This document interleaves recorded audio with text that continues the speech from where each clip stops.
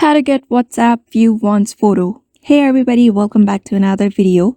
In this video, we're gonna learn how we can get the WhatsApp view once photo. So without any delay, let's begin with the video. But before beginning, don't forget to hit that like, share, and subscribe icon. So in order to get the view once photo on WhatsApp, if that person has sent you a view once photo, it will come up with this timer on 1 like that. Just one you can see at the side of the photo that I've just sent. It is a view once photo. So when you send it, or if another person has sent it, you'll be able to see this view once photo here. So you're just gonna, when you open that photo, there won't be any available option of saving the photo due to the privacy policy of WhatsApp, since it is set to view once, which means that photo can't be saved. So in order to save that photo, what you can do instead is screen record your WhatsApp easily while you are before opening the photo in your WhatsApp.